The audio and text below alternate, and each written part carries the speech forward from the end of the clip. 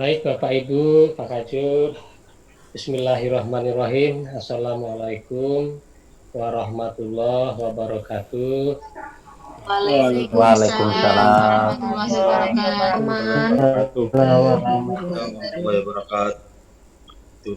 Bapak Ibu yang saya hormati, Alhamdulillah pada malam hari ini saya dapat bertemu dengan semua Bapak Ibu yang jumlahnya sekitar 250 ya.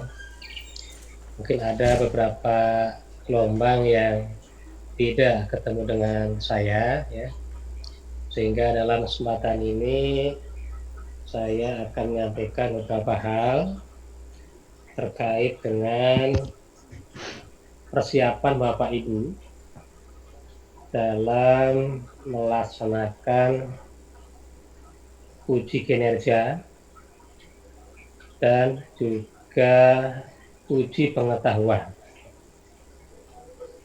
Mungkin istilah pendalaman itu sudah lewat Bapak Ibu ya. Dulu pada pertemuan awal kita sudah mendalami dan banyak hal kita baca. Nah sekarang ini Bapak Ibu memang lebih fokus kepada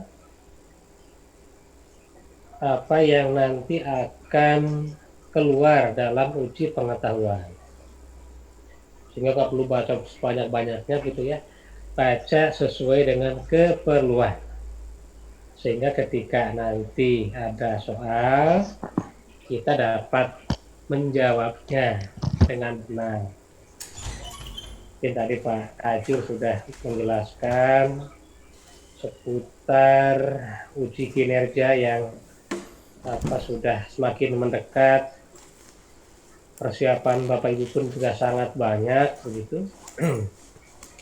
Bahkan harus mengunggah portofolio. Wah, ini yang dulu tidak ada, sekarang Bapak Ibu ada unggah portofolio. Bagaimana kalau tidak ada? Seadanya punya unggah. Kalau tidak ada, diadakan. Ya. Tidak punya modul, diunggah saja modul buat modul dadaan nggak apa-apa. Ya. Pokoknya jangan sampai ada bagian yang kosong. Semua bagian harus ada isinya. Ya, namanya udah dites belum? Nilai. Ya. Samping itu juga nanti mengunggah video pembelajaran, juga mengunggah RPP, ya. Insyaallah untuk RPP dan video pembelajaran mungkin tidak masalah. Bapak Ibu mesti lulus. Yang penting selalu aktif, selalu hadir, mesti lulus. Nah kalau portofolio kosong, wah ini nanti tidak ada nilainya. Ya, maka bagaimana agar portofolio juga diisi secara penuh. Ya. Lanjut nanti ke uji pengetahuan. Bapak Ibu sudah dapat kisi-kisi, meskipun bukan kisi-kisi esensial, tetapi itu sangat membantu sekali. Maka beberapa hal yang perlu difokuskan terhadap probabilitas materi dan soal yang akan keluar. Kalau tidak salah saya diberi beberapa hal ya terkait dengan masalah teori belajar, masalah pendekatan pembelajaran, masalah penilaian, dan masalah RPP ya. Jadi hari ini kita bahas 4 tema itu. Padahal Bapak Ibu, tiap-tiap tema yang malam ini kita bahas itu ada 40 butir dari situ. Di seputar teori belajar ada 10 butir. Seputar pendekatan pembelajaran ada 10 butir. Seputar RPP ada 10 butir. Seputar penilaian ada 10 butir. Jadi ada 40 butir Bapak Ibu untuk soal UP yang malam ini kita bahas. Sisanya 60 butir. Oleh karena itu, maka beberapa hal yang perlu Bapak Ibu ingat ya, karena kadang kalau ada hal-hal yang kita lupa, bahwa dalam teori belajar yang konstruktivistik sekalipun itu diawali dari yang dasar. Taksonomi belum diawali dari yang dasar. Bahkan kalau Pak Ibu mungkin dulu pernah ada soal, kalau kita taksonomi belum misalnya hafal ranah kognitif 1, kognitif 2 salah, 3, 4, 5, 6 meskipun betul menjawab di pilihan ganda maka dianggap salah. Jadi hanya betul 1 dari 6 soal. Itu mengindikasikan bahwa betapa pentingnya level dasar itu untuk mencapai pada level higher order thinking skill. Jadi bukan berarti higher order thinking skill itu penting dan yang LOT tidak penting, itu salah. LOT harus dikuasai betul. Baru nanti kita bisa pada HOTS. Ya, nggak mungkin kita bisa menilai, namanya saja tidak tahu, tempatnya saja tidak tahu, ya. Kapan waktunya tidak tahu, gejalanya tidak mungkin itu. Maka berjenjang itu betul-betul harus kita kuasai semuanya. Walaupun nanti memang lebih banyak soal-soal untuk UP itu yang HOTS. Ya, level 4, 5, 6. Meski demikian, 1, 2, 3-nya juga harus kita kuasai. Karena dari situlah soal itu nanti juga muncul. Ini saya mungkin kita selekta, nanti kalau Bapak Ibu ada diskusi, ya tentu nanti akan lebih baik kita diskusi. Misalnya tentang teori belajar. Kalau tidak mau, memang ada yang perlu kita ingat kunci ya, dari teori belajar itu. Harus kita ingat kunci, tokohnya siapa ya. Sudah keluar besok, Bapak Ibu. Misalnya, teori belajar kognitif.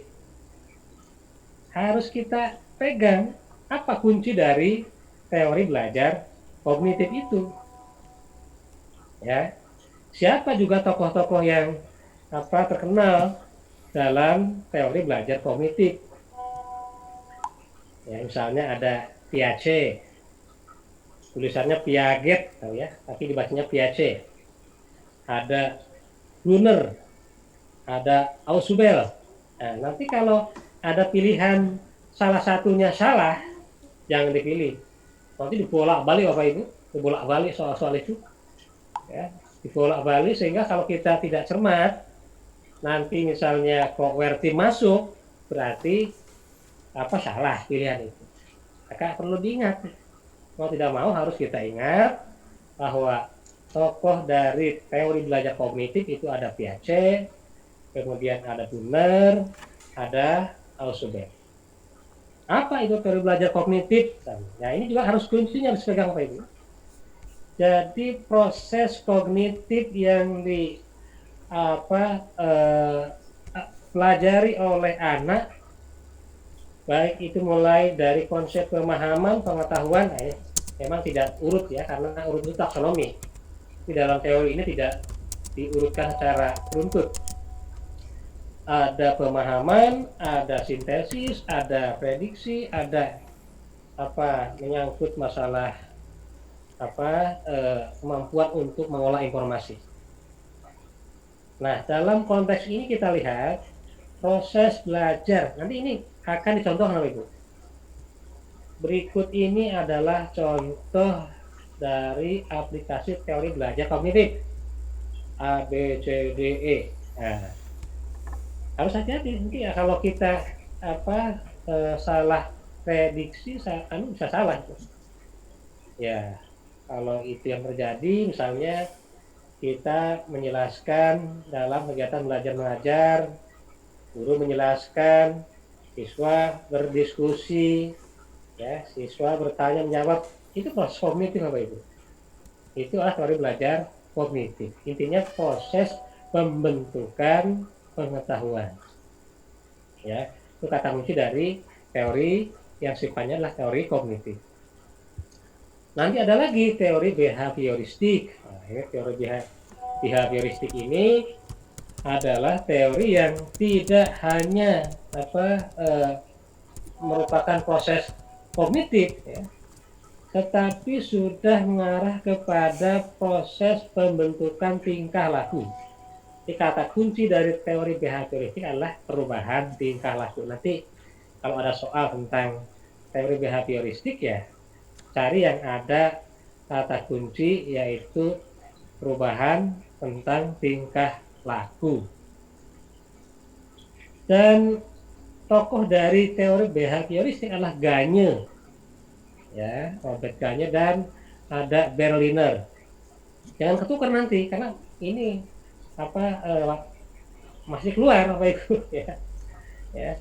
Gagne masih keluar. Kalau salah Gagne sama misalnya Yace, nah nggak salah. Padahal bicara masalah behavioristik. Maka ya Gagne, ada Berliner, ya, terkait dengan teori behavioristik. Yang pada intinya adalah pengalaman siswa itu akan mengubah tingkah laku, akan mengubah perilaku. Itu kata kuncinya. Maka nanti kalimatnya apapun, pokoknya mengarah kepada perubahan tingkah laku berdasarkan pengalaman. Pengalaman apa? Pengalaman belajar. Ya. Pengalaman belajar siswa itu baik belajar seperti apapun, itu akan mengarah ke perubahan tingkah laku. Belajar yang positif tentu akan mengarah pada perubahan tingkah laku yang positif. Ya. Pembelajaran yang kurang positif juga akan mengarah pada pembelajaran yang kurang positif. Maka perilaku siswa itu akan terbentuk oleh pengalaman ketika ia belajar. Belajar di sekolah dasar berdampak pula pada perilaku tingkah laku ketika dia di sekolah menengah. Ya. Dan juga pengalaman-pengalaman belajar yang lain. Kemudian itu baik itu ya, kata kunci dari teori behavioristik. Boleh dicatatlah nanti besok soalnya keluar ya. Kemudian ada teori humanisme dalam pembelajaran. Nah, dalam teori humanisme itu tidak semata-mata pada masalah kognitif atau perilaku, tetapi juga mengarah kepada pembentukan individu, pembentukan mental individu, ya, yang nanti akan menjadi siswa itu semakin kompleks, terbentuk pengetahuannya, terbentuk sikap dan perilakunya, terbentuk mentalnya.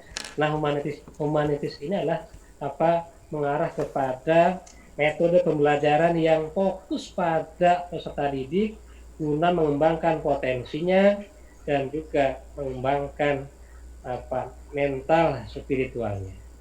Ya. Adapun tokoh dari teori ini ada Abraham Maslow, ya. Ada juga Carl Rogers, ya. Nanti jangan tukar itu ya dengan teori behavioristik atau teori kognitif. Teori humanisme ya Rogers sama Maslow. Ya, saya pun kemarin waktu untuk menjadi instruktur Pak Ibu dites juga sama soalnya begini juga. Ya, alhamdulillah lulus jadi instruktur Bapak Ibu. Ya. Nah, kemudian di samping itu juga nanti ada teori belajar yang lain, ada teori belajar konstruktivistik, ada teori belajar abad 21, ya, yang lebih kompleks lagi, gitu ya. Siswa tidak hanya dituntut masalah sikap perilaku, tapi juga menyangkut masalah personal skill. Personal skill itu bisa menyangkut misalnya masalah kemampuan problem solving, ya, kemampuan dalam memecahkan masalah, kemampuan yang dimiliki secara individual, ya.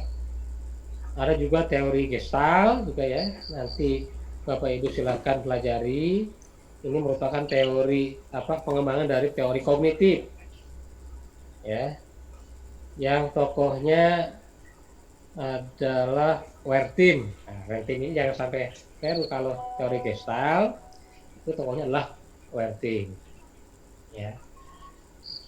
Itu seputar teori apa Ibu, nanti ada 10 butir menyangkut masalah teori belajar. Tentu nanti ada contoh-contohnya, aplikasinya. Ini masuk kategori konstruktivistik, humanistik, gestalt, behavioristik, atau teori kognitif dalam proses belajar. Ya. Kemudian yang kedua terkait dengan masalah pendekatan pembelajaran. Ya. Ini juga ada 10 butir soal Bapak Ibu. Ini juga nanti sifatnya kasuistis. Karena misalnya materinya ini kemudian untuk memperoleh kemampuan siswa ini maka cocok dengan metode apa? Cocok dengan pendekatan apa? Kan ada pendekatan yang TCL, Teacher Centered Learning, ada CTL, Student Centered Learning, ya, dan LL yang lain. Nah, ini yang harus kita perhatikan. Nah, dalam metodologi pembelajaran Bapak Ibu, itu ada yang disebut dengan istilah strategi. Ada istilah metode. Ada istilah teknik. Ada istilah taktik. Ya, ada teknik, ada taktik, tapi tidak ada tiktak Bapak Ibu ya. Nah, di mana posisi pendekatan dan model? Model maupun pendekatan itu labeling saja. Ya. Karena bisa jadi metodenya diskusi, tapi CTL. Ya. Metodenya itu ceramah, TCL. Ya, tergantung dari metodenya apa, apakah CTL, apakah tidak. Misalnya agar siswa mampu memberikan argumentasi yang rasional. Ya, nanti ada kasus itu. Metode apakah yang cocok? Nah, tentu nanti dipilih situ. Kira-kira untuk melatih kemampuan siswa atau peserta didik agar mereka terampil berargumentasi, terampil mempertahankan pendapat, maka ada pilihan-pilihan di situ. Metode diskusi, metode aktif debat, metode kancing merincing, metode inquiry. Nah, itu Bapak Ibu bisa memilih. Oh ya, ternyata yang cocok adalah aktif debat, karena anak dilatih untuk terampil dalam berargumentasi. Nanti itu seperti itu soalnya Pak. Nah, ketika contoh soalnya agar anak memiliki kepekaan terhadap gejala-gejala sosial, maka metode apa yang cocok? Nah, tentu memang metode inquiry yang cocok jika anak menjadi harapannya peka terhadap gejala-gejala yang ada dalam masyarakat dan lain sebagainya. Mungkin ada juga yang bagaimana agar anak senang belajar IPS. Ya, walaupun saya selalu mengatakan tidak ada belajar yang senang atau menyenangkan itu. Bapak Ibu, apakah selama PTG itu Bapak Ibu senang dan menyenangkan? Coba, senang dan menyenangkan apa stres? Ya, stres kan? Banyak lika-likunya Pak. Banyak lika-likunya, banyak yang meledak juga ya Pak ya. Betul. Ya. Itu nggak ada belajar menyenangkan itu, semua belajar ya stres, dan memang harus stres Bapak Ibu. Ya. Jadi saya kurang percaya dengan belajar yang menyenangkan, enggak. Ya. Kecuali belajar tanpa target. Ya, target itu artinya ada ukuran yang nanti menjudge anak lulus tidak lulus, mungkin menyenangkan. Ya, Tapi ada target prestasi, ada target kriteria kelulusan, maka tidak lagi ada kata menyenangkan, pasti stres. Itu kata Yusuf Kala. Saya kutip itu, ya, nggak ada belajar menyenangkan, semua belajar stres itu. Jadi ketika ada ujian nasional, ada siswa gantung diri, kasusnya satu kasus, ya itu perlu pendidikan nilai yang lebih ya, agar tidak terjadi kasus itu. Tapi tidak kemudian UN-nya dihapus, tidak. UN-nya tetap harus ada. Maka sekarang itu malah petaka sebetulnya ketika UN tidak ada. Saya termasuk apa yang mendukung adanya ujian nasional yang murni 24 syarat. Tapi tidak setuju dengan kriteria yang sangat tinggi. 6 nggak setuju, 5 nggak setuju. Saya masih setuju kriterianya 3 dulu lah. 3 pun juga pada stres ya kita ya, takut juga nggak lulus anak-anak itu, apalagi dengan 5-6 makin paksakan gitu ya. Nah itu terkait dengan masalah tadi pendekatan pembelajaran. Kemudian tadi ada istilah strategi, metode, teknik, dan taktik. Strategi itu di awal didesain ya, di persiapan. Kalau dalam sepak bola itu ada strategi 4-4-2. Strategi apa itu? Kalau dalam pembelajaran ada strategi pembelajaran yang bergerak dari expository ke inquiry atau pembelajaran berimbang. Guru berperan, siswa juga berperan. Ya, jadi tidak hanya terpusat para siswa, ya, tapi juga guru dan siswa. Makanya strateginya strategi pembelajaran dari expository ke inquiry atau pembelajaran berimbang. Kemudian di depannya ada metode. Kalau 4-4-2 itu strategi, maka metodenya adalah menyerang. Ya. Menyerang itu metode. Nanti di depan metode ada lagi namanya teknik. Menyerang yang bagaimana? 4-4-2 tekniknya menyerang. Kira-kira bisa nggak 4-4-2 menyerang? Bisa ya? Ya, 2 orang itu menyerang tuh. 4-4-2 metodenya menyerang, tekniknya itu menyerang terfokus. Ya. Kemudian nanti taktiknya finishing agar masuk, agar diterima oleh siswa gitu. Maka taktiknya itu ya finishing, apakah dengan tendangan dengan sundulan kepala, dengan tendangan menyilang, atau dengan tendangan pakai tangan. Yang bola pakai tangan.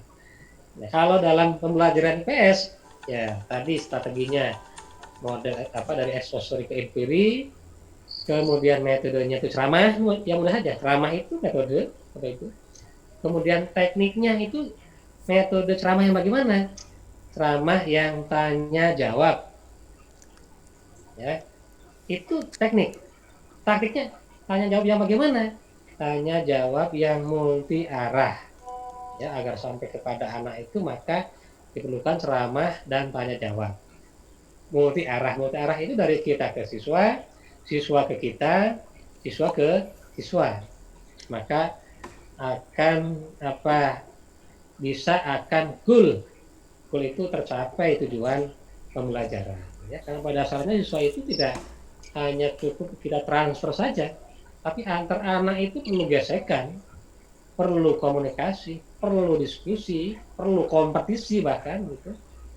Dan si yang lain kan ada istilah Jawa ya, bebek mateng karo awake dhewe. Ya anak itu bisa belajar, punya pengetahuan itu dengan sesamanya. Kita hanya kasih umpan saja, mereka berebut, ya, mereka akan terampil untuk bisa mengambil umpan itu. Ya, kalau yang tidak ikut bergesek-gesekan, dia nggak akan pernah dapat umpan itu.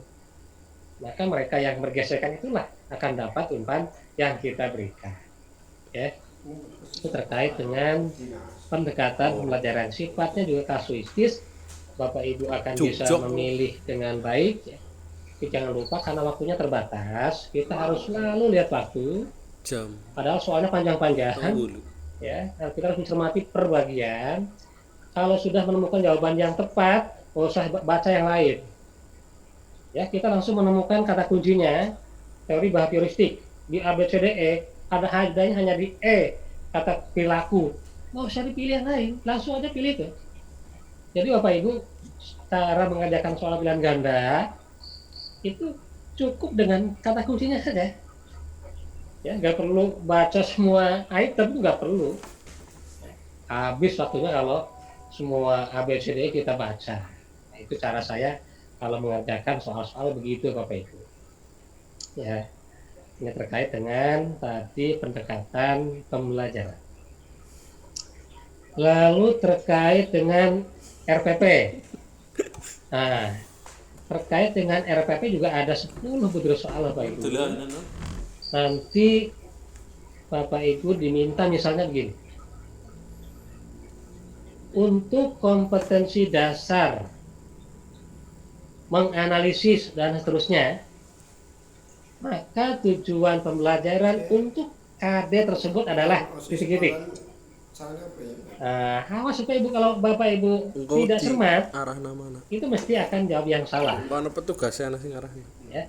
Maka rumusan tujuan pembelajaran itu Bapak Ibu jangan milih yang memahami, jangan milih yang menunjukkan, jangan milih yang menyebutkan, jangan milih yang memberikan contoh.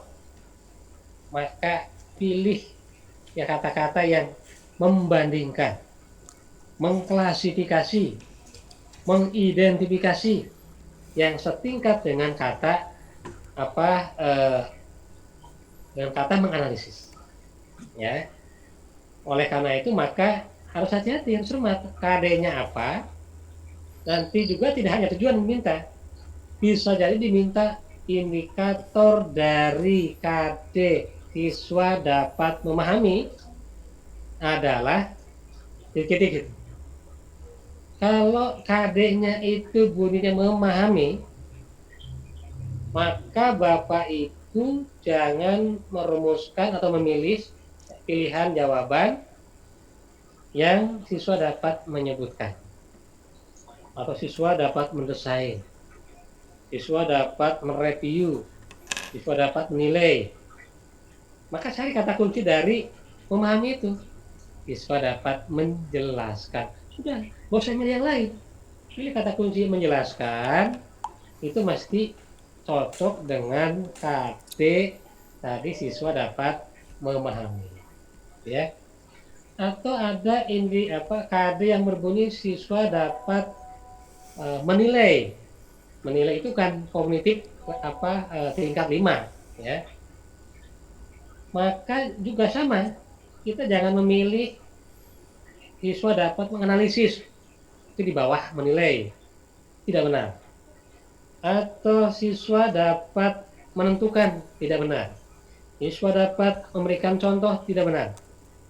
Maka ya kata-kata yang siswa dapat mengevaluasi, siswa dapat mereview, siswa dapat mengkritisi, siswa dapat menilai. Cari kata-kata itu Bapak Ibu. Ya, tidak kemudian cari yang lain, nggak usah dibaca. Ketemu ada kata-kata itu, sudah itu pilihannya. Ya, cepat nanti Bapak Ibu. Cepat, ya. Pindah lagi ya. Nah, telat sedikit, waktu kita habis, udah kita semakin gemeter, semakin grogi ya. Maka harus tenang tapi pasti. Selalu lihat jam itu. Perkirakan kalau sekian soal perlu berapa jam. Maka jangan berputar ketika ada soal yang susah. Jangan diulang lagi, baca lagi. Jangan, tinggalkan saja. Kalau ada soal yang sangat susah, clue-nya tidak kita temukan, ya. Tadi kata kuncinya sulit kita temukan, tinggalkan saja Pak Ibu. Cepat ganti yang lain. Nanti masih ada waktu, kita kembali lagi.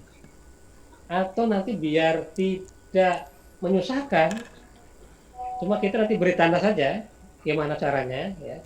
Atau diingat boleh, isi dulu, nanti baru cepat pindah ke nomor berikut. Wah kok Pak Aman ngajari nggak bener ya, suruh ngisi yang tidak bisa. Emang bangsa kita itu, termasuk saya juga, walaupun tidak bisa ketika ujian dijawab Bapak Ibu. Ya, pokoknya tes apapun, ada tes dosen waktu itu, tes SBMPTN, tes asesor, tes apapun, meskipun tidak bisa tapi jawab itu walaupun itu tidak benar, sehingga nanti hasilnya bias itu tidak sesuai dengan kemampuan. Mungkin hasilnya saya dapat nilai 78, tapi karena tadi menjawab yang saya tidak tahu, maka saya dapat 8, akhirnya lulus. Nah, lulus itulah bias sebetulnya, tapi bangsa kita masih seperti itu, termasuk saya juga, saya yakin Bapak Ibu juga ya.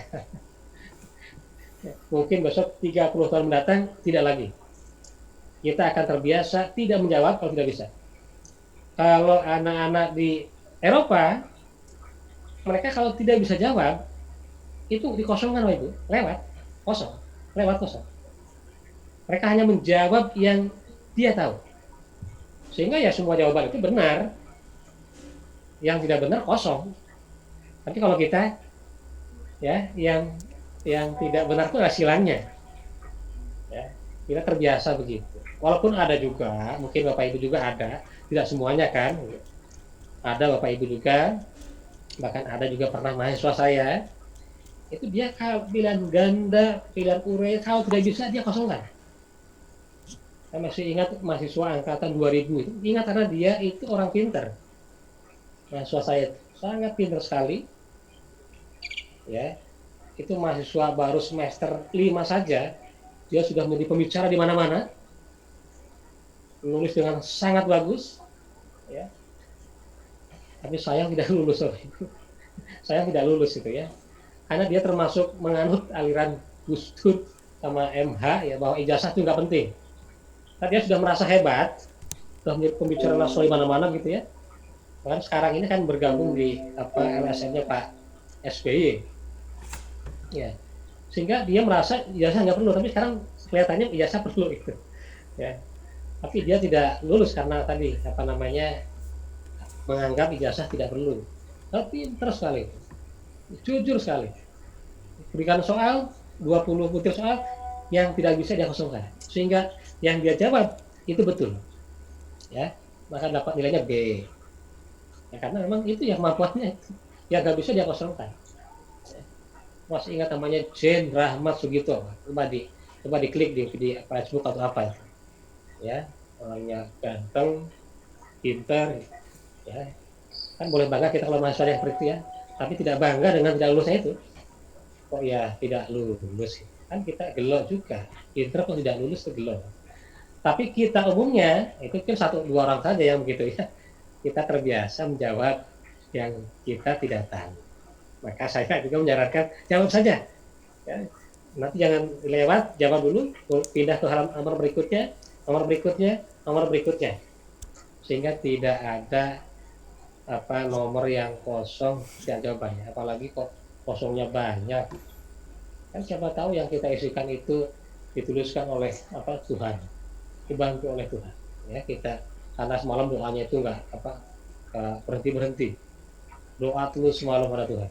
Ya Tuhan, berikan aku kemampuan untuk menjawab jawaban benar dalam UP.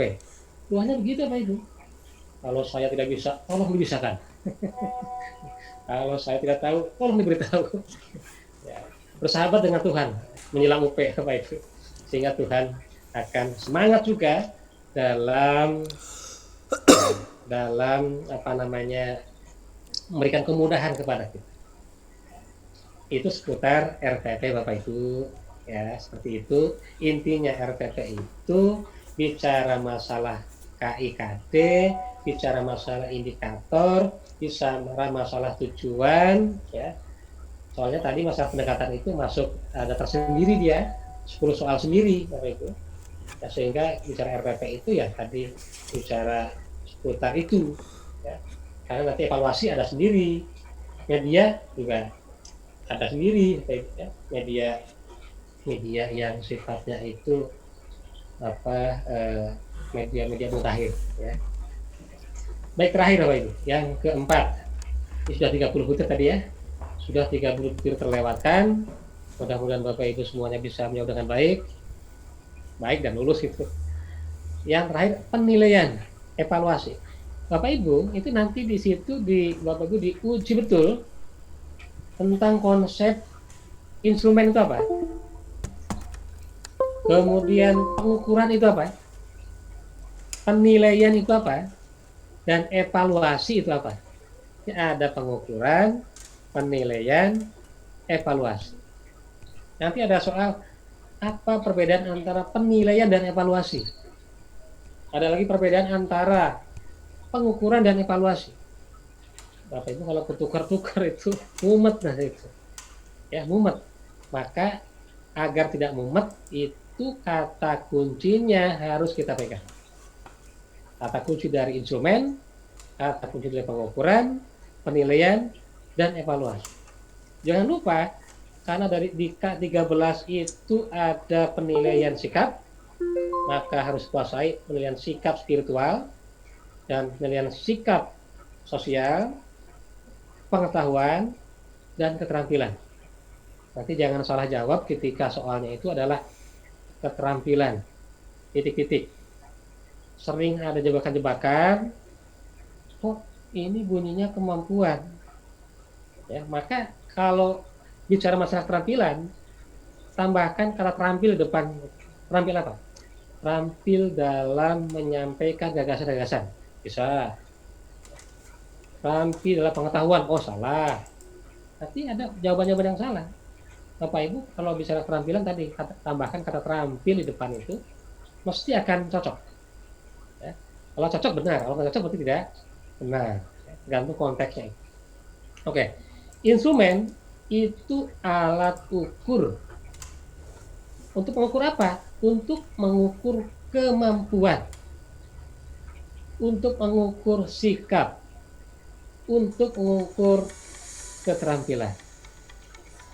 Ya. Jadi instrumen itu adalah alat ukur. Alat ukur sikap, alat ukur pengetahuan, dan alat ukur keterampilan. Kalau Bapak Ibu untuk menimbang berat badan, maka instrumennya adalah timbangan badan. Ya, kalau Bapak Ibu untuk mengukur berat badan, tetapi menggunakan timbangan sayur, maka rontok. Ya, timbang badan kok pakai timbangan sayur baru naik dan ceklek, rontok. Maka gunakanlah timbangan badan. Kalau menggunakan timbangan badan, pasti alatnya valid. Meskipun valid, tapi belum tentu reliable. Nanti apa itu valid, apa itu reliable, ada juga nanti 10 butir soal untuk evaluasi.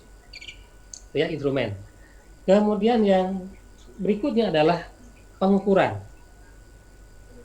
Tidak usah banyak baca teori pengukuran, Bapak Ibu. Ingat saja, kata kunci dari pengukuran adalah angka. Adalah jumlah. Kata kuncinya itu. Angka atau jumlah. Penilaian juga nggak usah banyak teori cari. Kata kunci dari penilaian atau asesmen adalah nilai. Udah. Pengukuran itu angka, penilaian itu nilai. Kemudian evaluasi. Kata kunci dari evaluasi adalah makna. Udah Bapak Ibu, nggak banyak-banyak. Dari situ nanti apapun yang keluar kita bisa menjelaskan. Kita bisa menjawab. Pengukuran itu angka, penilaian itu nilai, evaluasi itu makna. Kita melakukan apa? Kita melakukan ketiga-tiganya. Ya mengukur, ya menilai, ya mengevaluasi. Tidak hanya menilai saja, maka konsep evaluasi dalam KTSP itu lebih benar ketimbang istilah penilaian dalam K13. Maka saran saya pun pernah saya sampaikan, sebetulnya ya evaluasi pembelajaran, bukan penilaian pembelajaran. Mengapa? Karena kita melakukan pengukuran, melakukan penilaian, dan juga melakukan evaluasi. Contohnya bagaimana? Ya, misalnya dalam tes IPS, siswa diberi 100 butir soal, siswa dapat skor, diukur ya dapat skornya 95. Itu pengukuran. 95 itu skor yang tidak ada artinya apa sama sekali, yang belum ada artinya sama sekali. Jadi baru skor saya 95. Artinya belum tahu. Nanti baru kemudian penilaian. Kata kunci dari nilai adalah nilai. Nilai boleh pakai angka dan boleh pakai huruf. Kalau pakai angka maka 9 apa tadi? 5 ya? 95 per 100 kali 100. Maka nilainya 95. Atau kalau pakai huruf A. Lalu bagaimana evaluasinya? Oh, evaluasinya tidak lulus. Evaluasinya tidak tuntas. Evaluasinya tidak hebat. Ya. Loh kok bisa? Sudah A 95 tetapi tidak lulus. Ya. Syarat dari evaluasi adalah adanya kriteria. Apa kriteria standar? Kalau di sekolah itu KKM. Kriteria ketuntasan minimal. Kok bisa A 95 itu tidak lulus? Ya karena kriterianya 97. Maka anak tersebut IPS-nya tidak lulus. Karena KKM IPS 7 ya. 95 tidak lulus, A pun tidak lulus. Boleh tidak KKM 97? Boleh Bapak Ibu ya. IPS itu boleh KKM 97. Kapan? Besok menjelang kiamat. Ya. Sekarang masih 70 ya, 75. Ada sih yang 86 gitu ya. Tapi kebanyakan 73, 74 Bapak Ibu untuk KKM IPS itu. Kalau KKM-nya 73, 74 itu artinya kita mentolerir ketika anak setelah belajar IPS kemudian tawuran. Mentolerir anak setelah belajar IPS ya 30% jadi begal. Ya karena tadi KKM kita masih cukup rendah. Coba KKM IPS itu 90. Wah, mesti bangsa kita damai, masyarakat tentram ya. Kalau KKM IPS-nya di atas 90. Nah, sekarang masih belum berharap banyak karena KKM IPS-nya masih boleh 70. Parah lagi kalau Pancasila KKM-nya 70. Mestinya Pancasila itu KKM-nya harus 99. Ya. Pasti negara kita akan tertib. Pasti demokrasi tanpa uang. Orang demokrasi seperti ini kenapa? KKM-nya 70. Nah, itu jangan berharap banyak. Ya. Parah lagi agama KKM 70. Mestinya agama itu 100 KKM-nya. Tapi itulah kita masih dalam proses apa itu. Masuk IPS yang sangat penting juga KKM-nya masih 70. Nah itu Bapak Ibu konsep dari pengukuran, penilaian, dan evaluasi. Kalau nanti ada STEM itu pokok soal, ini masuk dalam kategori penilaian sikap. Berikut ini, A, B, C, D. Mengukur, menilai, dan terus ya, ada pilihan-pilihannya. Ya, pasti kita harus memilih pilihan yang merupakan penilaian sikap, bukan penilaian keterampilan, bukan penilaian pengetahuan atau keterampilan. Maka cari di ABCDE itu. Oh ini sikap, langsung aja. Ya nggak usah cari yang lainnya, nggak usah dibaca semuanya. Kalau baca semuanya, Bapak Ibu habis waktunya. Betul. Ini kan cepat tepat istilahnya. UP itu cepat tepat. Karena banyak Bapak Ibu yang waktunya sudah habis baru 50%. Ya sudah, siap-siap nanti ujian kedua. Jangan sampailah ada ujian kedua karena paketnya cuma 2. Ya, dulu kan paketnya 4, sekarang hanya 2 paket. Artinya hanya ada 1 kali kesempatan lagi ujian ulang. Dulu sampai ke 4, sekarang hanya 2. Ya, karena semuanya itu ada 8 paket. 8 paket itu 4 angkatan. Jadi per angkatan hanya 2 paket. Nggak mungkin kami buat soal lagi untuk paket ketiga, keempat itu. Waktunya sudah sangat mepet. Dia hanya buat soal 8 paket untuk 4 angkatan. Tampaknya kemarin Pak Kajub juga mereview untuk soal UP IPS. Kita tadi menyampaikan kepada Bapak Ibu ya sedikit menyinggung, mungkin walaupun tidak bocorkan gitu, apa-apa yang besok menjadi probabilitas dari soal-soal UP. Ya Bapak Ibu tidak perlu banyak membaca, baca saja tadi yang seputar tadi itu yang saya sampaikan. Kalau menyangkut itu. Kalau menyangkut materi juga begitu.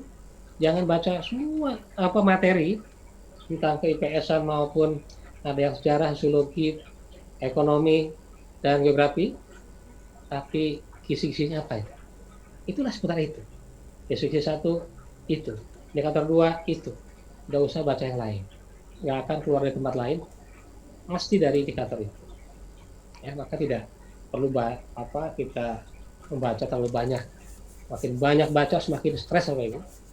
Ya, karena kita itu semakin banyak belajar, semakin kita merasa tidak mampu. Saya pun sama, belajar sejarah semakin baca buku, semakin merasa bodoh. Kalau gitu, biar merasa pintar nggak usah baca, gitu ya. Ya, nggak usah baca biar merasa pintar. Betul itu. Saya baca misalnya sejarah Islam di Rusia. Wah, ternyata Rusia itu 20% penduduknya Islam. Kalau sekarang penduduknya 148 ya 30 juta itu penduduknya Islam Rusia itu. Maka mestinya kita bersahabat dengan Rusia. Ya, bukan dengan Amerika. Itu contoh dari kasus kultur. Nah, saya baca juga sejarah Dagestan. Mengapa kok saya tertarik baca sejarah Dagestan? Dagestan itu adalah republik di bawah Rusia. Ya, tempat kelahirannya Habib Nurmagomedov. Kan saya pecinta UFC ya. Sehingga begitu dia kemarin menang terakhir, kemudian dia pensiun, saya baca sejarah Dagestan. Oh, ternyata 99% itu Muslim di sana. Ya. Nah, itu semakin baca itu, makin banyak sekali yang belum saya baca. Bagaimana sejarah Armenia, sejarah Azerbaijan, mengapa mereka perang, apa yang berebutkan. Oh, dan banyak lagi. Akhirnya merasa semakin bodoh, nggak usah baca lah kalau gitu. Ya, baca yang diperlukan saja. Baca yang diperlukan untuk kita, untuk siswa, untuk masyarakat saja. Nggak perlu baca yang lain-lain. Gunakan otak kita pun nggak usah banyak-banyak apa itu. Gunakan saja maksimal 14% lah. Ya, dari 100% otak kita, gunakan saja 14%. Saya pun mungkin merasa baru menggunakan sekitar 12% saja apa itu. Nggak banyak-banyak itu. Karena kalau kita menggunakan otak kita di atas 15%, pasti rambutnya habis itu, rontok semua itu. Ya, mau pilih rontok, pilih nggak rontok. Saya nggak mau rontok, makanya malah 12% saja. Ya, yang baca, yang perlu aja terus, ya, mesti rambutnya hilang. Ya. Itu kalau Pak profesor, ya, yang rambutnya nggak ada, itu mesti memang luar biasa, hebat. Hebat itu karena apa tadi? Menggunakannya di atas 15%. Sehingga rambutnya hilang semua. Nah, kita itu ya sama aja. Mengapa dosen banyak yang botak gitu aja? Oh, menggunakan otaknya di atas 20%, takut kalah sama mahasiswa. Itu bukan karena apa-apa. Karena kalau mungkin hanya baca 10%, nanti kalah sama mahasiswa. Kalau baca 16%, 20%, sehingga rambutnya hilang. Lah guru kan jarang yang botak ya. Kenapa jarang yang botak? Ya karena menggunakannya di bawah 15%. Yang penting siswa bisa, kita bisa, masyarakat terlayani, ya. Seperti itu, saya pun juga begitu, kayak itu. Tidak kemudian harus pinter-pinter banget. Toh semakin merasa pinter, makin kecil sekali gitu ya. Baik Bapak Ibu, mungkin ada diskusi, belum saya tutup. Kita sudah 59 menit dari pukul 8 lebih tadi. Silakan kalau ada apa itu. Putar persiapan UKIN, persiapan UP, ya, sehingga kita semuanya itu sukses. Sangat berharap Bapak Ibu dari 250 lebih itu semuanya lulus dalam tahap 1. Amin ya Allah. Tidak ada yang tertunda. Caranya apa? Caranya mudah. Belajar, diskusi, berdoa, serius perlu tapi tidak sepaneng, tidak malah stres Bapak Ibu. Kan dengar-dengar sudah ada banyak korban berjatuhan ya. Ya kok teringat, ini kok daring mestinya kan lebih enak ya. Tapi kok yang menilai sendiri stres, dosennya juga stres Bapak Ibu. Ya karena apa? Ketika menilai itu, waduh ternyata harus baca, harus lihat video sampai selesai. Ya, kemudian juga harus buat portofolio, dibaca semua karya-karyanya. Dulu enak saja kita belakang nggak nilai, sekarang lebih rumit lagi. Ya. Tapi Bapak Ibu jangan usah dibuat stres, santai saja. Nah, ini karena dulu tahun berapa itu ya, korbannya berjatuhan banyak. Sekarang pun dengar-dengar ada 1-2 korbannya. Jadi mungkin karena sudah kontraknya sudah habis. Jadi dalam situasi apapun, kalau kontrak hidup sudah habis, tidak bisa tawar-tawar lagi. Jangankan dalam keadaan sakit, dalam duduk saja kalau sudah kontraknya habis sudah selesai, langsung jatuh. Ya, maka kita yang masih diberi kontrak, diberi tugas, kita tetap semangat, kita tetap berusaha. Insya Allah Bapak Ibu akan sukses. Sukses lahir, sukses batin, diri sendiri, keluarga, bangsa, dan negara. Ya. Baik Bapak Ibu, silakan kalau ada.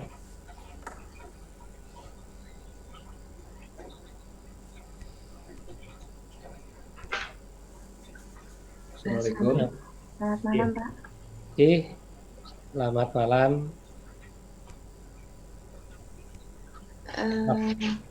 Ibu siapa ini? Ibu atau Saya, Bapak? Ibu Roro, silakan Bu Roro. Iya. Bapak mungkin bisa diberi contoh tentang soal tentang bahan ajar, Pak. Karena di kisi-kisi ini kan ada indikatornya narasi tentang karakteristik bahan ajar. Mungkin bisa dijelaskan sedikit tentang bahan ajarnya, Pak. Baik Bapak Ibu. Walaupun mungkin bahan ajar itu besok disampaikan oleh yang lain Bu ya. Tapi tidak apa-apa. Tidak apa-apa. Saya sedikit singgung terkait dengan bahan ajar, kira-kira nanti soalnya ada 10 Bapak Ibu. 3 sama 10 media dan bahan ajar. Ya. Misalnya saja kasus mengenai tadi pembelajaran daring. Maka nanti dipilihkan berikut ini adalah sumber atau bahan ajar yang relevan dengan situasi pandemi COVID-19. 1, apa, mengapa. 2, apa, 3, apa, dan seterusnya. Nanti Bapak Ibu ya tinggal pilih saja. Apakah di situ ada modul digital? Apakah di situ ada misalnya saja leaflet, ada juga buku, ada juga yang lain. Nanti silakan cari yang paling cocok kalau ya, cari yang cocok. Nanti walaupun misalnya ada modul digital, kalau salah ada kata penyalah. Ada kata penyalah. Kita seolah kok benar, ini benar semua. Tapi jangan lupa ada kata penyalah. Dan atau misalnya harusnya atau tapi dan salah juga. Ya, kalau itu menyangkut masalah misalnya Pancasilanya konsep Soekarno. Dan atau itu bisa salah. Kemudian juga cari yang memang tidak ada penyalah. Penyalah itu pengecoh. Karena kalau A, B, C, D, E, A itu kunci, maka B, C, D, E itu adalah pengecoh. Apa tujuan pengecoh? Agar yang tidak baca terkecoh. Tapi kalau yang baca, yang belajar, tidak akan terkecoh. Oh, yang tepat itu adalah siswa diminta untuk mendownload artikel dari jurnal. Karena kan anak-anak SMP saja boleh ya, bisa mereka untuk mendownload artikel atau jurnal. Jadi menggunakan internet pun Bapak Ibu bukan sumber yang bukil. Sumber bukil itu sumber yang tidak ada yang bertanggung jawab. Ya, siapa yang menulis nggak ada. Maka yang dapat digunakan adalah sumber yang dapat dipercaya. Ada penulisnya. Penulisnya punya kapabilitas untuk menulis itu. Dan rata-rata anak kadang klik ya dari internet tapi dia kemudian kerjakan gitu. Padahal itu tidak bertanggung jawab. Isinya juga salah-salah. Pastanya salah-salah. maka itu tidak dianjurkan. Maka nanti pilihan jawaban itu mesti bahan ajar yang relevan dengan situasi daring. Nanti juga akan dicontohkan apakah menggunakan Google Classroom, apakah akan menggunakan Google Meet, apakah akan menggunakan WA Group, atau akan menggunakan Facebook, atau akan menggunakan media daring yang lain. Ya, maka nanti yang paling cocok dengan alat bantu media, maka sumber belajar apa yang cocok. Wah, ini cocoknya kalau menggunakan misalnya apa yang terbaru itu ya, saya lupa. Ada Flash ya, ada Flash itu bisa nggak terapan dalam pembelajaran daring? Oh bisa, ada Flash juga bisa. Kemudian saya lupa tuh yang di atasnya PowerPoint itu apa? Di atasnya Prezi, ada PowerPoint, ada Prezi, ada lupa saya apa ini yang agak kompleks dia. Maka itu boleh katakan media dan sumber belajar. Ya, di atas saya lupa ya. Mungkin pernah ada yang Lektora mungkin Pak. Lektora mungkin ya. Lektora Inspire. Oke. Tuh, Lektora Inspire. Ada lagi selain Lektora Inspire Bapak Ibu, ada lagi. Lektora Inspire juga itu bagus juga. Wah, Articulate Pak. Ya. Articulate storyline. Nah, itu juga. Tapi belum itu yang saya maksud. Lupa ya kalau itu. Lupa Pak Ibu. Nanti kalau ingat saya sampaikan. Itu. Yang jelas saya dulu belajar itu dan sudah bisa. Gitu. Bahkan pernah saya teliti juga. Lupa. Ya, kadang yang biasa kita pakai malah lupa juga namanya. Nanti saya sampaikan kalau saya sudah ingat itu. Lektora Inspire bukan, Prezi bukan, PowerPoint bukan. Wah, lupa betul lupa itu. Itu Bu Roronji. Jadi soal itu sifatnya kasuistis, maka bahan ajar apa yang cocok relevan dengan metode yang Ibu pilih. Ya. Nanti ada juga yang contohnya yang situasi luring. Yang luring itu cocok dengan media atau sumber belajar yang seperti apa. Oh, cocoknya dengan media yang diproyeksikan. Nah, sehingga di situ anak tinggal klik saja bisa menonton video. Ya, tidak perlu mendengarkan gurunya, tapi cukup mendengarkan melihat dan mendengarkan video yang kita share pada siswa. Misalnya begitu. Ya, kalau di LMS itu kan kita kan LMS ini ya, kita bisa klik video. Bisa juga kasih komentar, bisa juga diskusi dan macam-macam ya. Sekarang LMS lagi trending, walaupun alat ini sudah lama sebetulnya ya, sudah lama, tapi sekarang kita memang dipaksa karena situasi. Mungkin kalau tidak ada pandemi kita tidak lewat LMS Bapak Ibu ya, kita lewat manual gitu. Mungkin juga Bapak Ibu mungkin bisa memilih kampus yang lain gitu ya. Ya, alhamdulillah ini banyak sekali yang Bapak Ibu memilih UNJ sehingga saya bisa ketemu dengan Bapak Ibu. Itu Ibu Roro ya. Masih ada yang lain Bapak Ibu? Silahkan Pak. Selamat malam Pak. Pak Komang Bentar Aryadi, silakan Pak. Ya, di sini mungkin saya ingin menanyakan untuk poin RBP Pak. Tadi Bapak mungkin sudah menyinggung tentang kompetensi dasar. Mungkin di sana seumpamanya ada contoh soal yang KD-nya itu menganalisis, terus ada pilihan yang lebih atas levelnya atau yang sederajat atau seimbang. Itu jawaban yang lebih tepat itu yang seimbang atau yang lebih atas? Terima kasih. Ya. Yang paling tepat itu yang mana ketika KD-nya itu misalnya siswa dapat menunjukkan itu ya, agar siswa dapat memahami. Maka itu adalah indikator atau tujuan yang sesuai dengan KD.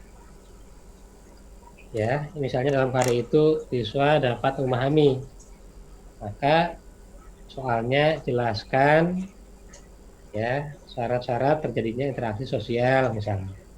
Maka itu yang cocok. Tapi Bapak Ibu, biasanya dalam soal itu nanti tidak akan ada pilihan kedua ya yang di atas menjelaskan. Kalau tadi indikatornya menjelaskan. Karena nanti kalau di atas menjelaskan itu bisa benar. Bisa benar. Yang misalnya siswa dapat analisis itu benar walaupun tadi kalau KD itu kan standar Ibu ya. Standarnya itu bisa memahami. Tapi kita berusaha agar anak tidak hanya bisa memahami, tapi juga anak bisa menganalisis, bisa menilai, bisa mendesain, ya. Maka di atas memahami itu benar. Maka nanti soal itu tidak akan seperti itu. Pasti yang lain itu bunyinya itu di bawah menjelaskan. Ya. Untuk KD yang memahami. Sama untuk KD menganalisis itu begitu. Maka nanti ya setipe dengan analisis. Tidak ada juga nanti yang di atas analisis. Yang parah apabila tadi ada indikator-indikator yang serupa. Serupa itu bisa dua-duanya betul. Padahal maksud dari penulis soal satu yang betul. Memang kadang temui yang begitu. Ya, pernah dulu statistik udah hal ya. Statistik tapi kok soalnya nggak ada yang jawabannya nggak ada yang betul. Itu dulu agak geger pernah dulu ya tahun berapa waktu itu. Itu tahun 99 atau 2000 bang, ya tahun 2000-an lah nggak salah. Ketika PLPG awal-awal ya PLPG dulu portofolio, kemudian PLPG, PPG. Nah sekarang ini PPG ada portofolionya, jadi lengkap. Nah sudah portofolio, tambah juga PPG dan lain-lain. Tapi mungkin wajar karena kita itu besok akan dapat tambahan gelar. Apa gelarnya GR? Apa GR? Guru, bukan Gede Roso. Guru. Jadi SPD GR, SE GR, SH GR. Ya. Bagi yang mungkin ada yang sudah PNS atau belum, ya, belum PNS pun nanti sangat bermanfaat karena nanti peluang untuk lolos PNS-nya sangat besar karena ada nilai nilai SKB atau apa saya lupa, SKB ya, SKB itu kalau punya sertifikat profesi langsung dapat skor 100. Jadi, kalaupun kita ranking 3, ranking 2-nya itu 9999, tapi kita ada sertifikat profesi, kita langsung 100, kita yang lolos. Kan ada kemarinnya yang nilainya yang ranking 1 itu 88, ranking 2 85, ranking 3 74, tapi yang lolos PNS yang 74 diprotes. Oh ternyata yang 74 itu punya sertifikat pendidik, langsung 100 nilainya, nggak tersaingi gitu ya. Oh baru tahu aturannya begitu. Itu Pak Komang Y. Jadi untuk soal-soal seperti yang tadi Bapak sampaikan, memang tidak akan ada pilihan yang di atas kompetensi dasar. Baik Pak, terima kasih. Jadi sama-sama Pak Komang. Yang lain masih ada Pak Ibu? Saya menyampaikan kunci-kunci saja ya. Nanti silakan Bapak Ibu untuk dan saya Pak Ahman. Silakan Bu Ika. Saya ingin bertanya tadi saya menemukan di kisi-kisi itu tentang Bapak yang sudah sampaikan ada teori belajar behavioristik.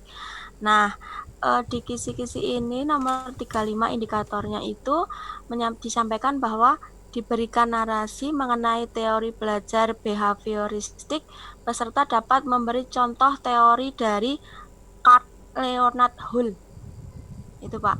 Nah, sedangkan yang tadi Bapak sampaikan untuk teori behavioristik itu kan tokohnya Robert Gagne ya, dan Perliner kalau nggak salah saya nyatet. Nah, mohon pencerahannya dari Bapak yang dimaksud contoh teori behavioristik dari Carl Leonard Hull itu yang seperti apa? Itu yang pertama. Kemudian yang kedua ini yang mengenai strategi pembelajaran tadi Bapak. Saya mencatat itu tadi kan kalau misalkan siswa itu agar bisa berargumen itu diberikan strategi atau teknik atau itu pakai debat. Kemudian kalau agar bisa peka terhadap gejala-gejala sosial itu pakai inquiry. Kemudian tadi yang terakhir Bapak nyuwun sewu belum disampaikan, misalkan anak itu agar bisa senang belajar IPS itu metodenya seperti apa. Nah, mohon kelanjutannya dari Bapak. Matur nuwun. Ya, baik Bu. Baik, yang pertama bahwa penganut paham behavioristik itu memang tidak hanya dua orang, Gagne dan Berliner, tapi juga banyak tokoh-tokoh yang lain yang di situ mengkomparasikan antara sikap dan perilaku. Ya, sikap dan perilaku. Bahkan yang tadi disebut itu yang memisahkan antara sikap dan perilaku. Sementara Gagne bahwa hanya fokus pada perilaku. Apa beda antara sikap dan perilaku? Sikap itu adalah perkumpulan antara kognisi, afeksi, dan konasi. Itu sikap. Kalau begitu sikap itu belum sampai pada perilaku. Ketika diukur, maka yang diukur itu bukan perilaku. Kalau yang ukur itu perilaku, itu sudah keterampilan. Keterampilan apa? Keterampilan sosial. Bukan sikap sosial. Tetapi sikap sosial itu ada juga yang memadukan. Mengukur sikap itu bisa dengan perilaku. Nah, ini perdebatan antara sikap dan perilaku.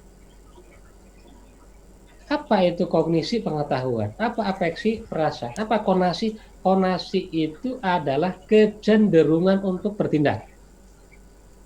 Kecenderungan untuk berperilaku. Tapi dia belum berperilaku. Dia belum melakukan sesuatu, belum bertindak. Karena baru kecenderungan untuk bertindak. Ya. Kayak orang disulut emosinya, wah dia kan lihat naik pitam, ya, itu sikap. Tapi dia belum bertindak, memukul, ya, atau melakukan suatu hal. Kalau sudah dia memukul, itu sudah bertindak. Ya, tapi dalam konsep ini akhirnya disepakati bahwa boleh mengukur sikap melalui observasi perilaku. Ya. Yang kedua, terkait dengan bagaimana dalam pembelajaran IPS kita harus bisa menarik minat siswa agar siswa senang belajar IPS, walaupun tadi saya katakan tidak ada yang senang belajar IPS. Maka kalau menurut saya siswa lebih kita jadikan sebagai subjek ketimbang objek belajar. Subjek itu siswa kita berikan tanggung jawab. Tanggung jawab terhadap dirinya. Tanggung jawab terhadap kelompoknya. anak itu kalau diberi tanggung jawab senang sekali, Bu. Dulu kita waktu sekolah disuruh oleh guru itu senangnya luar biasa. Betul ya, Bu ya? Betul ya? Nah, sekarang nggak tahu ya, sekarang itu senang nggak anak disuruh oleh Betul, guru? Pak. Betul.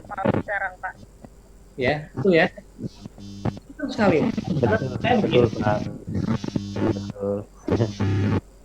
jangankan waktu SD, SMP, SMA, ya, waktu S3 pun Bapak Ibu, saya disuruh oleh dosen saya, senang sekali itu. Betul itu.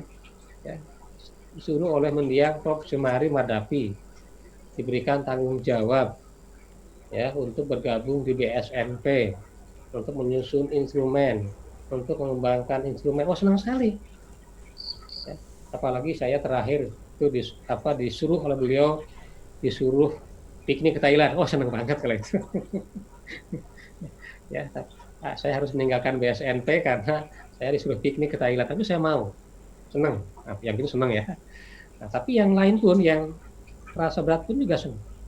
Oleh karena itu, maka pembelajaran yang lebih orientasinya ke depan bagi pembelajaran IPS memberikan tanggung jawab belajar kepada siswa. Kalau begitu, proses konstruksi pengetahuan itu memang dikonstruk oleh siswa. Kita sebagai mediator, kita sebagai fasilitator, kita sebagai motivator, dan tor yang lain. Sehingga siswa itu merasa sebagai subjek belajar yang ditempatkan pada tempat yang baik dalam kegiatan pembelajaran. Tidak hanya objek saja, berikan ceramah selesai, ya. Tidak pernah ambil kesempatan tanya. Ketika siswa tanya malah marah-marah. Ada juga ya guru, dosen yang tidak mau ditanya. Kalau ditanya marah, karena tidak apa itu. Ya. Nah, kalau ditanya itu jawabannya, walaupun kita tidak bisa jawab, tapi jangan bohong.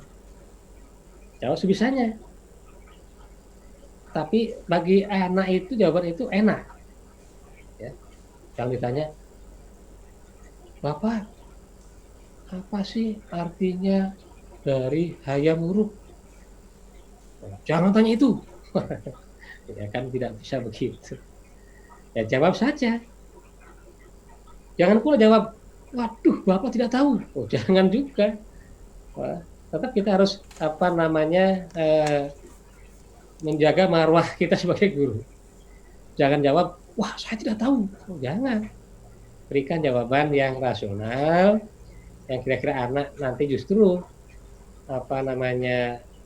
akan termotivasi untuk belajar. Wah, pertanyaannya bagus. Silahkan kelompok A teliti cari apa itu arti dari Gajah Mada.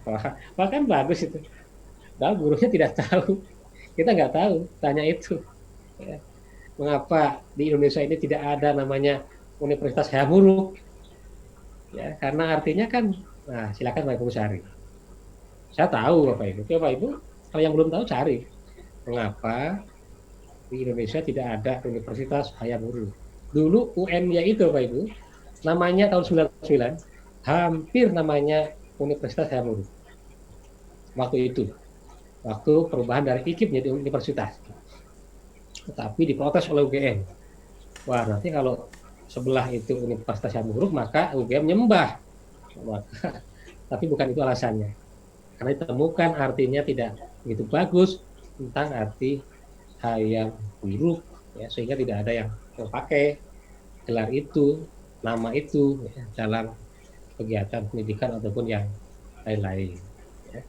Jadi kalau dalam K13 scientific approach itu adalah pendekatan di mana anak dijadikan sebagai ilmuwan, di mana dia mengidentifikasi, kemudian dia menganalisis, dia mengkonstruksi pengetahuannya itu lewat dia berperan sebagai ilmuwan. Itulah scientific approach. Dia diberikan tanggung jawab. Ya. Bagi anak yang bertanggung jawab, maka dia akan senang. Bagi anak yang tidak bertanggung jawab, maka kita paksa untuk bertanggung jawab. Nanti akan terbiasa dia bertanggung jawab.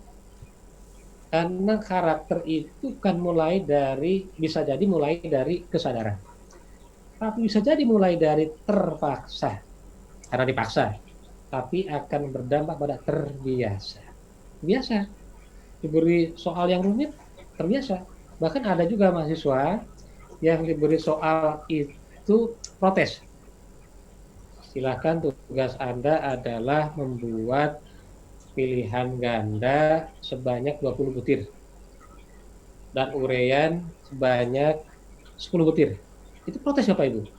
Pak, hari ini master. Masa master disuruh buat soal hanya 20 butir. Oke, maunya berapa? Kami minta 200.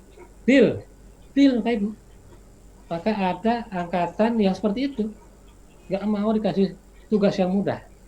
Dia ingin tugas yang menantang.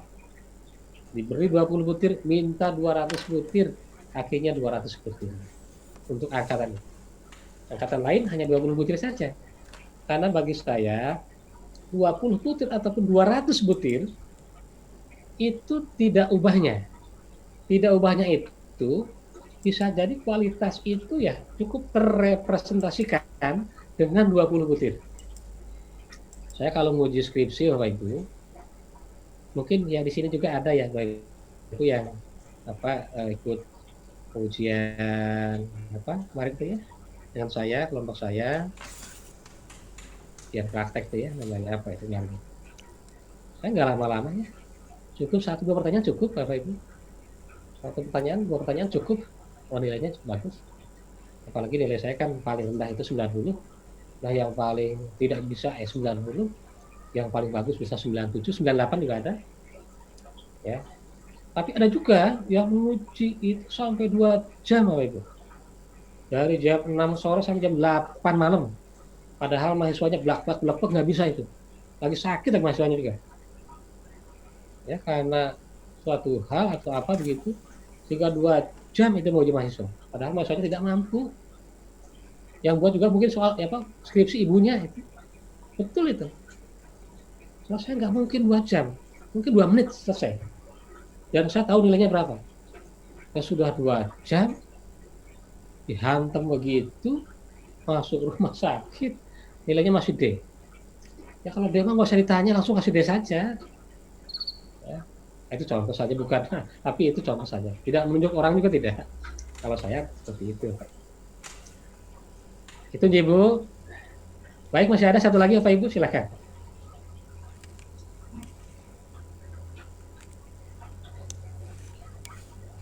Kalau masih ada.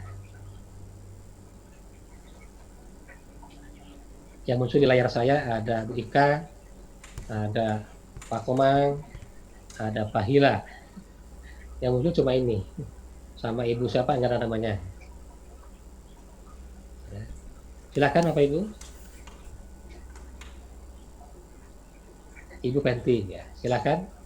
Kalau ada Ibu Hani Rahmawati. Iya Pak, ini ada yang tadi saya baca di isi itu untuk nomor 25, indikator 1 diberikan tujuan pembelajaran IPS serta dapat menentukan kegiatan persepsi yang tepat.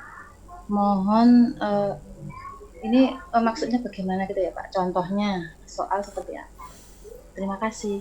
Bentar Bu, siswa dapat menentukan apa? Menentukan kegiatan persepsi yang tepat. Ya.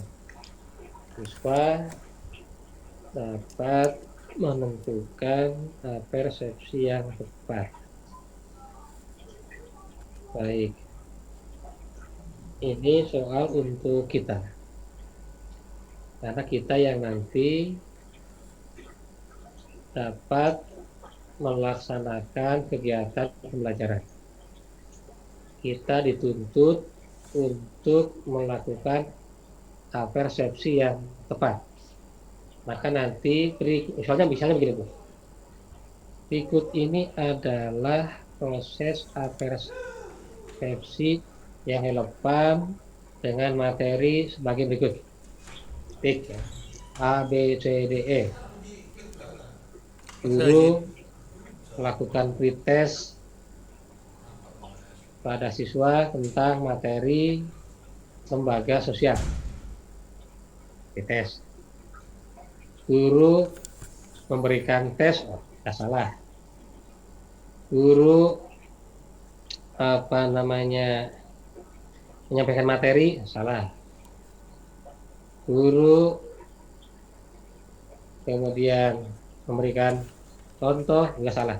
Nanti di situ soal apa? Soal itu, soal yang cocok, soal yang relevan ya dengan kemampuan melakukan apersepsi. Bapak Ibu kan tahu sendiri ya, apersepsi apa saja? 1, 2, 3, ada motivasi, ya, mungkin ada pites, ada penjajakan, ada intinya kan pemanasan agar tidak langsung materi. Ketika masuk materi pun jangan anak-anak hari ini akan membawakan materi, oh jangan, itu kan udah materi oriented gitu.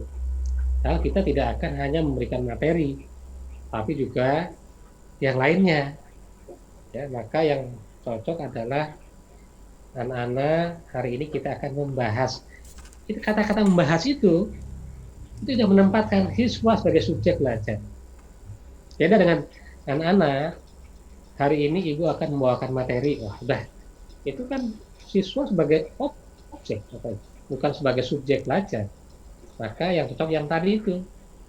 Nah, kegiatan apersepsi itu apa saja? Maka nanti di antara pilihan-pilihan itu, maka satu itu adalah pilihan apersepsi yang cocok dengan tadi konteksnya, yang cocok dengan materinya.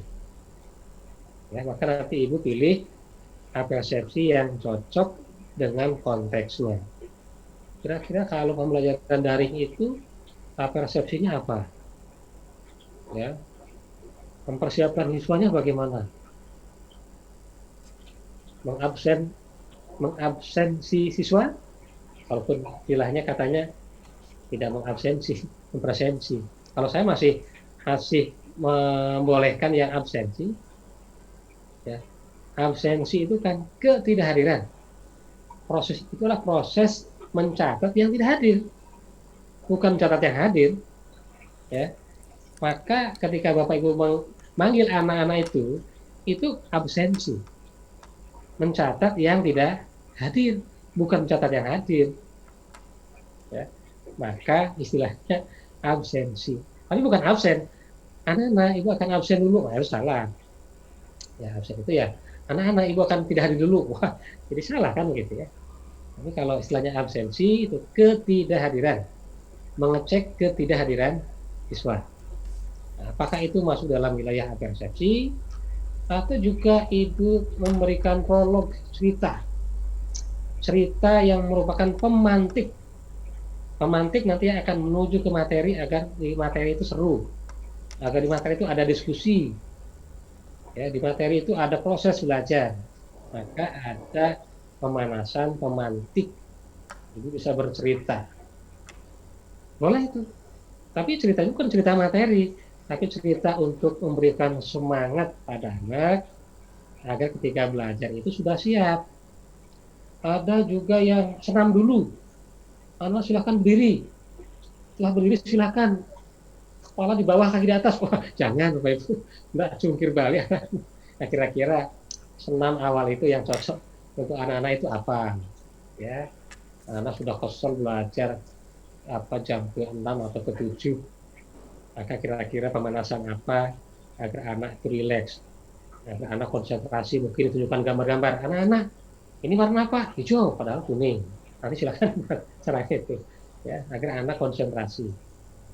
Atau apa saja ya seputar apersepsi yang cocok dengan konteksnya. Padahal itu Bu ya, Ibu Hani. Terima kasih Pak Aman. Ini sama-sama. Baik Bapak Ibu, satu lagi yang terakhir. Ini kita sekali apa berapa kali ya Bu ya? Saya lupa itu. Sekali ini ya Pak Bu ya? Sekali ya, jadwal sekali itu. Ya nanti kalau ada perlu sekali apa lagi, nggak apa-apa nanti. Ya, saya siap tuh misalnya nanti saya sendiri nanti akan menyiapkan yang siap. Ya tadi kan saya ya minta Pak Sekjur ya siap, semua siap. Baik Bapak Ibu, masih ada Pak Yosef? Belum ada, insya Allah. Masih, Pak. Pak Yosef Hari, kalau tidak ada. Pak, Assalamualaikum warahmatullahi wabarakatuh. Waalaikumsalam warahmatullahi wabarakatuh. Oke Pak, ini ada yang saya mau tanyakan. Untuk materi teori psikologi belajar Bapak, dikukan tentang indikator wonten diberikan contoh kasus tentang kecerdasan majemuk, peserta dapat menyimpulkan narasi tersebut menjadi salah satu kecerdasan majemuk. Itu maksudnya bagaimana ya Pak? Terima kasih. Ya, baik Bapak Ibu. Yang menyangkut masalah psikologi itu nanti akan menyatu dengan teori belajar. Jadi psikologi belajar, teori belajar itu nanti ada 10 butir soal. Bisa jadi psikologinya itu hanya apakah itu soal, jangan-jangan itu yang psikologi itu soal yang menyangkut kepribadian bukan ya?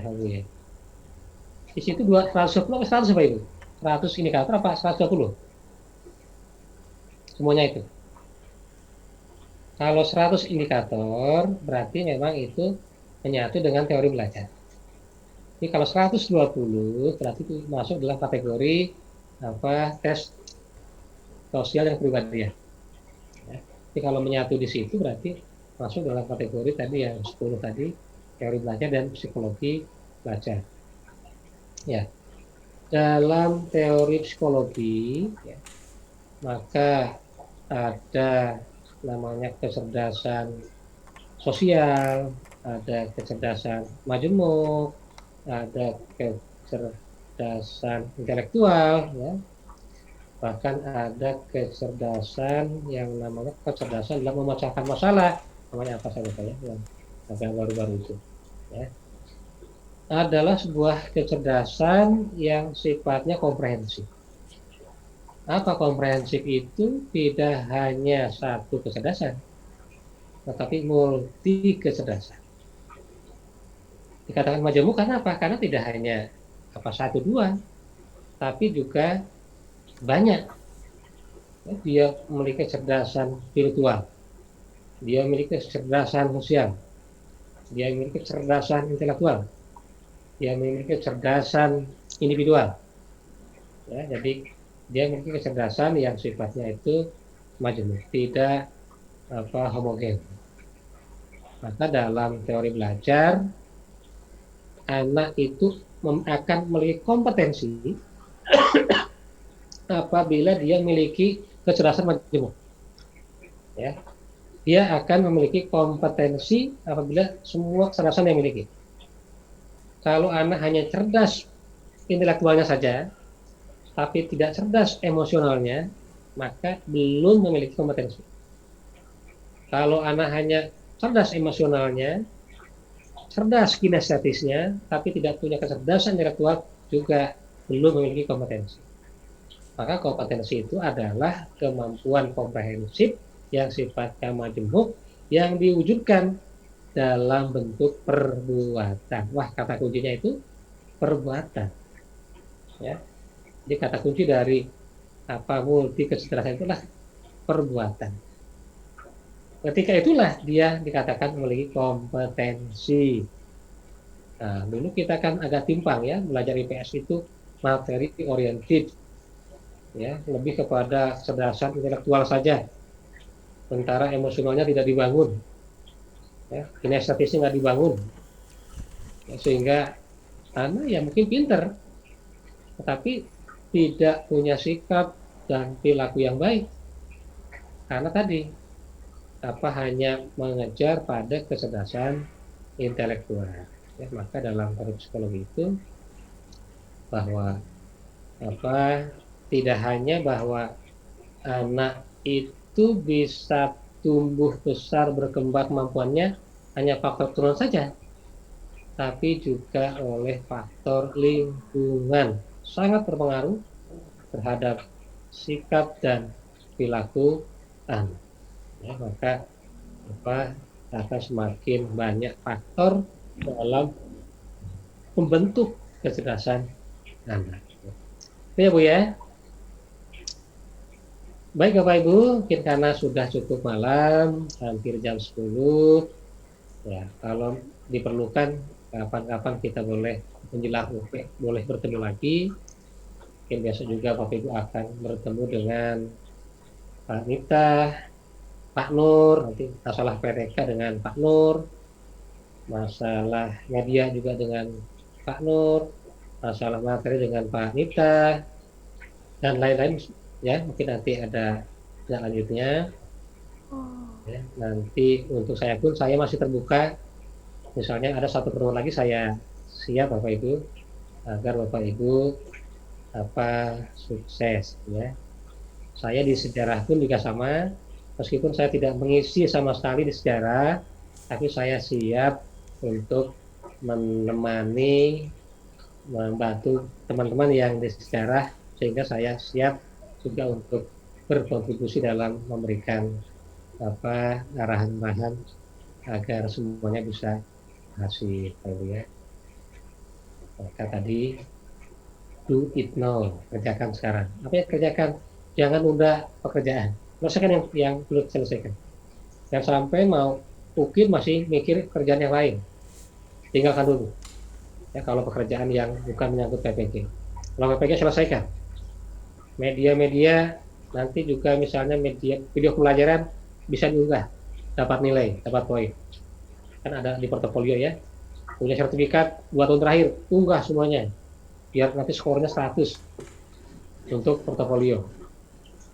Punya modul, unggah. Ini kan ada PPG ya, 3 kali modul. Nah, kita unggah. Semuanya nanti dapat kategori modul lokal. RKS unggah. Apa saja produk-produk Bapak Ibu itu unggah semuanya. Ya, bila mana perlu biar pusing yang menilai. Kalau yang menilai pusing nanti nilainya maksimal. Ya, nilainya bisa maksimal. Ya, karena waduh kebanyakan, akhirnya nilainya 1, semuanya udah 100. Kalau cuma 2, 3 dibuka, kalau dibuka juga nanti masukannya banyak, nilainya sedikit ya, maka produk Bapak Ibu yang 2 tahun terakhir ini silahkan diunggah. Yang punya buku diunggah, artikel jurnal diunggah, pokoknya produk-produk ya. Kalau belum punya produk, nah, silahkan menyusunlah, jangan sampai ada yang kosong. Portofolio kan ada A, B, C, D gitu ya, di pedoman itu, sehingga semuanya terisi dengan baik ya. Itu masalah mungkin selesai, nanti masalah tinggal uji pengetahuan ya. Jangan sampai sakit, maka jaga kesehatan gitu ya. Baik Bapak Ibu, terima kasih, mohon maaf bila kurang berkenan. Sampai ketemu lagi jika Bapak Ibu memerlukan. Sekian, wassalamualaikum warahmatullahi wabarakatuh. Terima kasih banyak. Waalaikumsalam warahmatullahi wabarakatuh. Terima kasih banyak Pak. Waalaikumsalam warahmatullahi wabarakatuh. Waalaikumsalam warahmatullahi wabarakatuh. Waalaikumsalam warahmatullahi wabarakatuh. Terima kasih Bapak. Terima kasih Pak.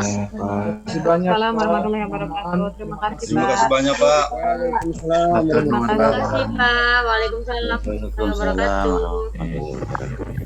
Terima kasih Bapak dosen. Terima kasih Pak Aman sudah siap.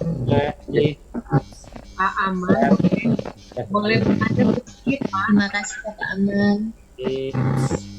Terima kasih Bapak.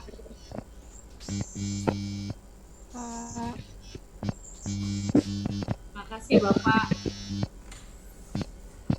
Bapak Ibu semua, sebelum Bapak Ibu live untuk keluar, saya akan menyampaikan untuk yang kesempatan besok pendalaman materi yang akan diambil oleh Bapak Dr. Miftahuddin di yang besok hari Kamis ditiadakan ya, diundur jadi Sabtu jam 8 pagi. Aduh. Halo, selamat malam Bapak Ibu. Oh, yang Pak Muhammad Nur Saban ya? Bukan Pak, yang hari Kamis, yang besok kan Yang ada hari tuh ya, Kamis. Pak Miftahudin. Oh iya ya. Nah, itu kan tadi saya jadwalkan besok jam 4 sore. Berhubung besok Pak Miftahudin ada acara, beliau mengendaki diganti Sabtu jam 8 pagi. Oh iya. Ya nanti mungkin bisa disampaikan ke teman-teman yang lain, yang satu kelompok mungkin bisa disampaikan yang besok hari Kamis untuk pendalaman materi. Menurut mawon Pak. Ya itu nanti diganti hari Sabtu jam 8 pagi.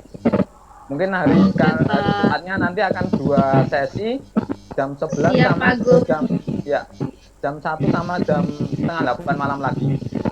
Gitu nggih Bapak Ibu. Mungkin untuk kesempatan hari ini mungkin cukup sekian. Mungkin bisa untuk meninggalkan Zoom ini. Monggo. Matur nuwun. Terima kasih Pak. Terima kasih Pak. Terima kasih Bu Kak. Baik, sukses semua Pak.